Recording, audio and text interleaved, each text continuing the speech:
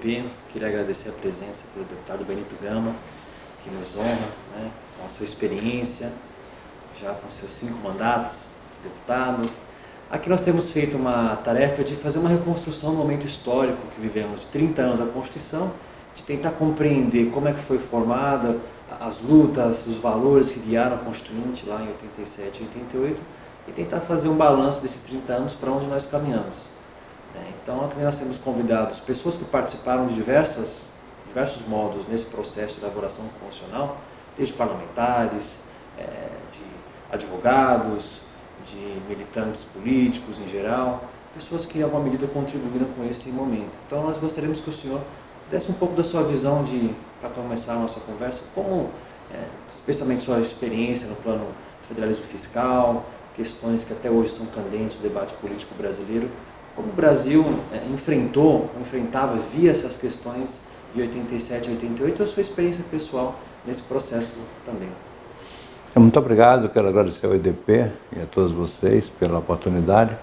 Eu penso que é uma lacuna muito grande que existe no Brasil hoje, contar essa história do ponto de vista real, porque as pessoas que às vezes contam essa história não contam como ela foi, contam a sua versão, e história tem que ser os fatos. Eu realmente quero cumprimentar o IDP por essa iniciativa, não somente sobre a Constituinte e a Constituição, mas precisamos também reconstruir e contar ao Brasil a história dos últimos 30 anos que nós vivemos politicamente, administrativamente, historicamente agora nesse período. Então, cumprimentar. E depois dizer, Vitor, que eu tenho muito orgulho de ter sido constituinte. Eu tenho muito orgulho de ser membro do Congresso Nacional, ser deputado federal, e sobretudo ter sido constituinte. Eu penso que essa é uma oportunidade para poucos brasileiros que tiveram a sorte de participar desse processo, um processo difícil, duro, praticamente uma previsão de futuro sobre bases reais, de momento, não muito sólidas, mas que a perspectiva do meu entendimento foi muito positiva. Claro que tivemos alguns defeitos, mas é muito positivo. E na sua percepção, quais que eram os principais embates que existiam durante a Assembleia Constituinte? Nós temos notícias de alguns polos, de algumas polarizações que existiram, mas se o senhor quiser enfocar algum aspecto especial, na sua participação, quais foram os dilemas, as dificuldades que surgiram na construção do texto, na sua experiência? Olha, uma primeira distorção do processo constituinte foi a eleição de 86, a própria eleição dos constituintes.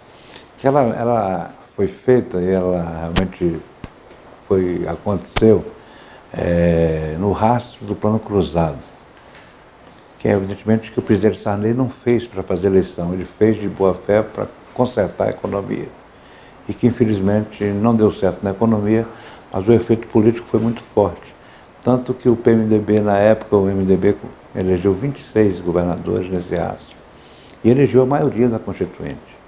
Então isso foi um erro de origem, um pecado capital que eu acho, na construção, na formação dos seus membros, porque o Plano Cruzado foi um estelionato, entre aspas, eleitoral, mas, evidentemente, feito de boa fé, o presidente Sarney não fez o Plano Cruzado para essa questão política, mas, infelizmente, foi derivado. E penso que esse foi um grande embate. Os constituintes chegaram aqui, a maioria, no rastro de não diria um engodo, mas no rastro de um grande equívoco do Plano Cruzado. E na Constituinte aí nós tivemos alguns pontos importantes. O primeiro era saber quem seria o presidente da Constituinte. Esse foi um primeiro grande embate. Mas, no caso, nós tínhamos aí uma solução até natural e fácil, mas que foi muito complexa para viabilizar, que foi a questão do Dr. Ulisses Guimarães.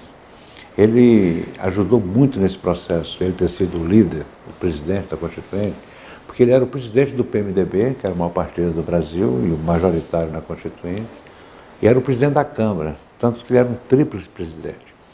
Então, esse comando, esse poder dele, que foi muito forte, e isso aí depois tem alguns desdobramentos, que a gente pode conversar um pouco sobre isso, mas o fato de Dr. Ulisses ser o líder que era, presidir as três entidades mais fortes do momento, daquele momento, fez com que realmente a Constituinte começasse a sair, ser construída, evidentemente com muita discussão, com muito esforço, mas com muitos prós e contras. Mas ele foi fundamental. Eu não sei se outra pessoa presidisse a Constituinte, se nós chegaremos ao que nós chegamos por isso. Porque ele realmente era presidente do MDB, presidente da Câmara e presidente da Constituinte. E o grande foco de poderes, de líderes que tinha, era no MDB, que era o Mário Covas, era o Grupo de São Paulo, tinha o Brizola, no Rio de Janeiro. Enfim, mas tinha onde tinha todos os focos. O Brizola era do PDT, mas os focos realmente de tensão e de pressão era no PMDB, no MDB da época. Então ele ter sido foi uma grande solução. Foi muito complexo, mas foi uma grande solução. O outro ponto foi a questão do quem vai relatar a Constituinte, porque era um poder muito forte, embora a função do relator, ele tem a função específica de relator e autonomia para isso, mas ele tinha que coordenar as emendas e o projeto. E a discussão foi muito forte. E terminou sendo o Bernardo Cabral o relator, contra a vontade de muitos. Sobretudo, me parece que o Mário Covas era que queria ser o relator. E outros, tinha 5 ou 6 se candidatando. Porque tinha o Nelson Jobim, que era novo, era um político recente, novo, mas não era ainda o líder, não era o cardeal, nós não éramos cardeais, e nem somos, mas naquele tempo menos ainda. Então, a escolha do relator foi outro problema, mas o Bernardo Cabral foi um bom relator, foi um relator de diálogo, também teve prós e contras, e muita instabilidade nos partidos, mas ele teve realmente um grande mérito. Eu não sei se outro relator também poderia ter feito um trabalho, se ele endurecesse um pouco mais, que não é o perfil dele, nós teríamos problema. Então, o presidente e o relator. Então, constituído isso, na minha avaliação, veio o outro problema. Nós íamos começar com um projeto da Comissão dos Notáveis, que o presidente Sarney, na época, convidou.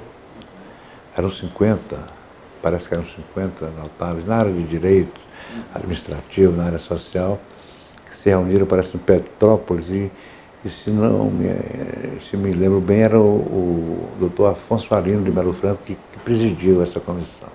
E saiu um projeto, um anteprojeto de Constituição. Mas quando chegou aqui na mão do Sarney, aí era o Saulo Ramos também, que era o consultor da República, o Sarney ouvia muito ele nessa parte jurídica, e então deixou de lado esse projeto. Então a Constituinte aí começou sem nenhum projeto, sendo feito por emendas de todos os deputados e senadores. Emendas avulsas. Não sei, eu não me lembro agora, não me recordo bem, as estatísticas tem aí para mostrar, mas seguramente foram muitas emendas, mais de 2.000 emendas, talvez 2.400, não me recordo bem. E a partir daí cada subcomissão pegava as emendas da sua área. Eu presidia a subcomissão de tributos e participação de receita entre os estados, o Pacto Federativo. Eu presidi essa subcomissão, Fernando Bezerra Coelho, que hoje é senador, presidiu, foi o relator, e o presidente da comissão foi o ministro Dornelles, que era deputado, e o relator foi o José Serra, que era deputado também. Então ficou a subcomissão e a comissão. Essa é de tributos, de participação de receitas e finanças. Então, mas cada setor tinha uma subcomissão e uma comissão. Então, a partir daí, nós fomos adequando as emendas, que depois chegou na comissão de sistematização, cada comissão deu um projeto, chegou na comissão de sistematização para fazer essa coordenação, que, evidentemente, você pode avaliar que foi outra guerra muito forte. Mas na comissão de sistematização chegou-se a 80% do que está aí, hoje na Constituinte, na Carta, e os outros 20% foram feitos no voto, na base do voto.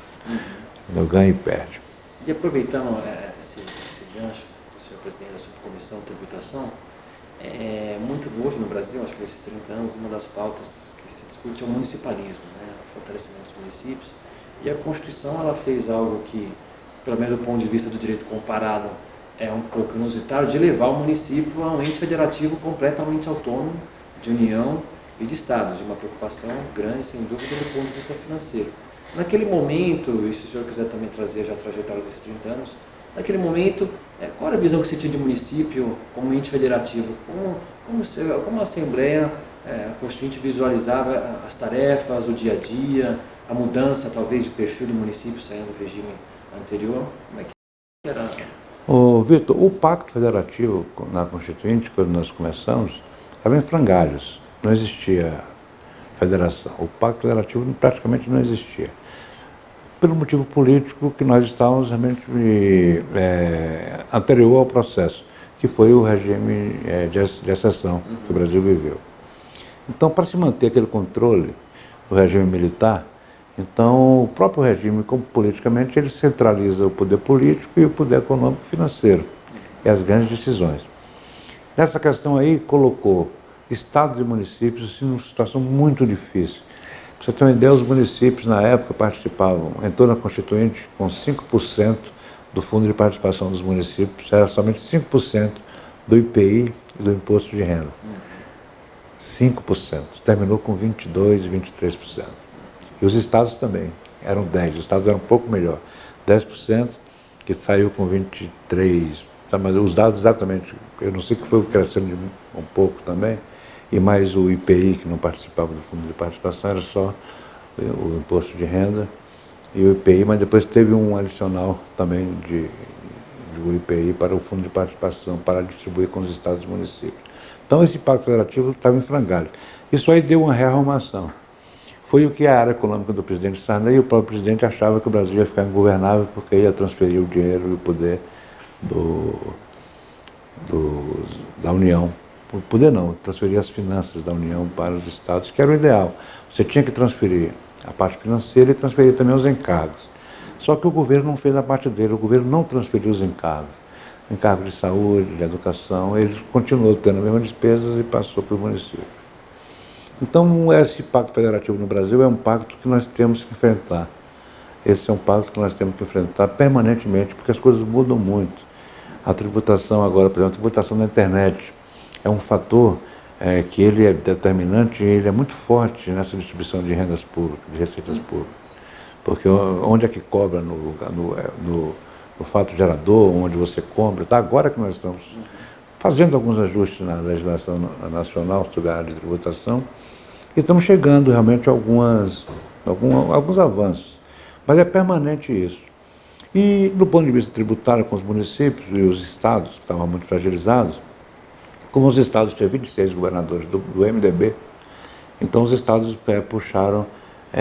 tiraram do Senado a capacidade de fixar as alíquotas de ICMS, que antes da Constituinte era o Senado que fixava as alíquotas dos estados de ICMS, que foi um grande equívoco nosso. Porque não que jogar os estados para o Senado, mas o Senado já representa os estados. O Senado, a tese não, o conceito de Senado é representar os estados. Os deputados, a Câmara, representar os deputados, o povo, a sociedade. Então, se o Senado já representava os estados, nós não precisávamos delegar aos estados. Mas, infelizmente, nós delegamos aos estados e acabamos com os impostos únicos naquele tempo, que era o imposto sobre mineração, sobre combustíveis líquidos e gasosos, lubrificantes, sobre energia elétrica, imposto sobre energia elétrica, sobre comunicações, sobre telecomunicações. Isso eram impostos federais baixos, mas que dava realmente um conteúdo de equilíbrio fiscal entre o Estado, o governo, o Estado e o contribuinte. Quando foi para a delegação dos estados, as assembleias dominadas pelos governadores, evidentemente que elegeu também esse rastro aí do plano cruzado, aí realmente criou uma dificuldade. Porque o imposto sobre comunicações, por exemplo, que era 1%, passou a ser tributado no ICMS com 25%, 30% do ICMS. A conta de telefone naquele tempo, o imposto era muito baixo, passou para 30% mais. A conta de luz, que era 1%, passou para 30% mais, só do ICMS. Aí vieram todos os impostos, o imposto sobre a mineração, o imposto sobre minerais. Só deu exceção do ouro, que o ouro ficou separado com 1% para evitar contrabando, porque se você põe a tributação do ouro muito alta, o contrabando fica maior. Era um pouco mais para você registrar, e como o ouro tem também a nível mundial uma base, ele serve como lastro monetário, então nós não podíamos desequilibrar também essa questão mundial de utilizar o ouro como lastro monetário, que os bancos usam, o próprio FMI, enfim, os bancos nacionais, internacionais, multilaterais. Então, o Estado aí que nós buscamos fortalecer com a parte financeira, via o Fundo de Participação dos Estados, dos municípios e o ICMS. E no ICMS os municípios participam com 25%, na época era 20% também, então nós aumentamos a participação de 20% para 25%. Nós fizemos um esforço muito grande para ajudar os municípios, que é realmente quem mais precisa. O ideal é que cada município hoje possa cuidar da sua população e deixar a União para cuidar realmente das coisas maiores, dos projetos estruturantes. E os estados menos, mas também. Mas nós temos que enfrentar esse pacto federativo, eu penso que nós não podemos protelar muito, mas isso avança. No Congresso, na Câmara, no Senado, há sempre a disposição de fazer isso. Mas nós não sabemos ainda, não podemos ter uma coordenação.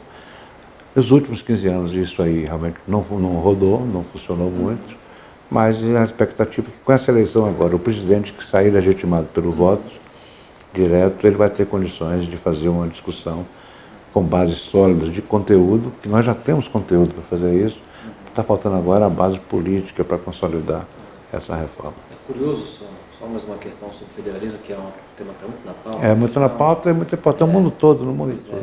Que a gente observa, né, logo depois da Constituinte, com a promulgação da Constituição, que a União, na década de 90, tomou algumas medidas com a chamada DRU, né, com o fortalecimento das contribuições sociais, que acabou fortalecendo, vamos dizer assim, a sua parcela do bolo tributário, que ela não divide com os estados e com os municípios. Então, eu não sei se o senhor concorda com esse diagnóstico, mas alguns autores apontam que aquele pacto inicial, imaginado em 87 e 88, ele foi sendo alterado com o tempo, que é natural, as instituições mudam, mas num sentido de fortalecimento da União. E hoje a situação que se encontra seria uma dificuldade realmente muito grande dos estados e dos municípios, então nem se fale. Não sei se o senhor concorda com esse diagnóstico que talvez a Constituinte, no primeiro momento, deu, vamos dizer assim, um fluxo, uma possibilidade maior de estados e municípios realmente desempenharem com autonomia suas atribuições, mas que nesses 30 anos talvez a União, por diversas razões, estabilidade econômica, controle das contas públicas, ela acabou se arvorando aí de uma boa parte desses recursos. Não sei qual que é a visão do senhor sobre esse desenrolar dos 30 anos do pós. Isso aí foi um contra-ataque da União, do governo federal, contra-ataque à Constituinte, o que a Constituinte deliberou sobre esse assunto. Eu sou contra a vinculação de receita. Eu penso que no orçamento, o Congresso e o governo, o próprio governo e o Congresso, e o Poder Judiciário e o Poder Legislativo, eles podem realmente definir o que quer e o que não quer. Então, esse engessamento do orçamento é uma coisa que está tendo no Brasil, essa vinculação de receitas. Mas, infelizmente, no Brasil, quando você não vinculava ou não vincula alguma coisa, você tem problemas. As pessoas usam o seu... Ele arbitra exatamente, geralmente errado, e hoje tem, inclusive, outros segmentos fora da área financeira. Uma pessoa só ele arbitra uma coisa que não é o que acontece, mas é aquilo que está na lei. Então, eu sou contra a vinculação de receitas. A DRU foi um mal necessário, tanto que ela veio provisória, ela vem sendo sempre na expectativa de que a gente faça algum ajuste, mas aí não tem acontecido. Você vincula a educação em 25%, todo esse investimento na educação poderia ser até muito mais se fosse espontâneo. Hoje você vincula 25% e obriga prefeito e estados e o próprio governo federal a fazer investimentos onde não precisa para você cumprir a Constituição. Aí vinculou a saúde aos estados e à União, que foi uma coisa que era para forçar, porque na Constituinte nós criamos o SUS, que é o maior conceito de universalização da saúde do mundo, é o nosso SUS. Mas não tinha muito dinheiro para isso, mas mesmo assim vinculou a saúde para ver se implantava. Implantou o SUS, eu considero um projeto vencedor, mas infelizmente as empresas hoje tomaram conta do SUS, infelizmente. Uma boa parte são os planos de saúde, são os hospitais credenciados, tal, que os estados e os municípios credenciam a própria União. Então ele desvirtuou um pouco e a fiscalização não tem sido muito correta. Eu não sou crítico do SUS, eu apoio o SUS 100%, mas eu sou crítico da forma como ele é fiscalizado. Quer dizer, sobretudo comercializaram muito, estão comercializando muito o SUS. Então, essa questão da DRU é uma questão que eu não gosto de vincular, mas isso aí foi o mal necessário que a União colocou isso para poder fazer alocações de investimentos. Certo.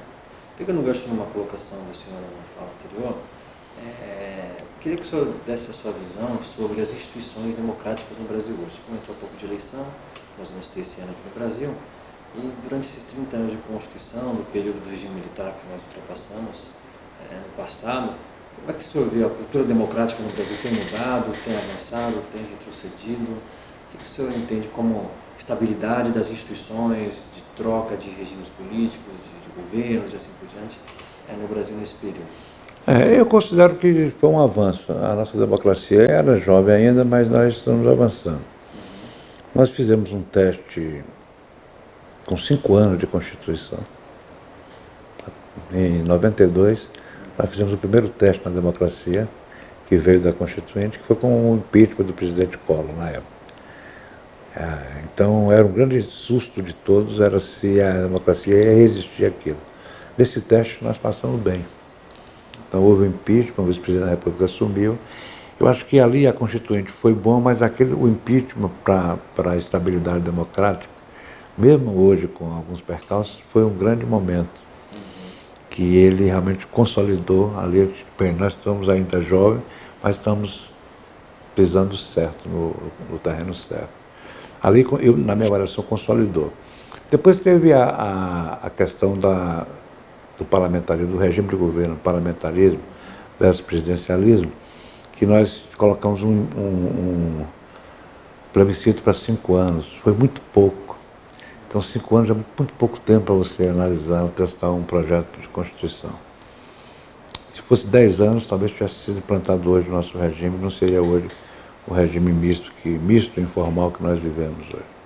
Teve esse problema, e teve esse problema também de fazer a revisão constitucional. Nós só colocamos uma revisão de 5 anos, que é muito pouco também.